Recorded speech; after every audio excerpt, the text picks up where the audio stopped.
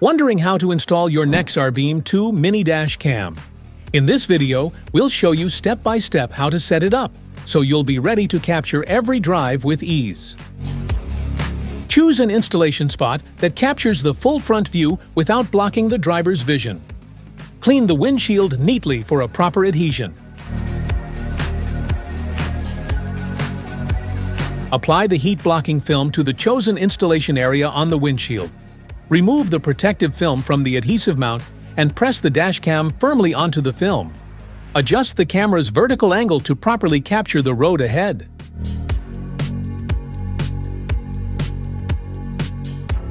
Route the power cord to the vehicle's power outlet. Use the included wiring trim tool to hide the power cord underneath the vehicle's headliner and rubber seal along the A-pillar.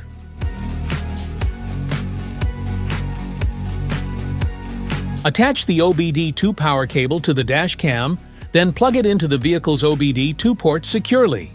Ensure the connection is tight and the dash cam powers on automatically when the vehicle starts.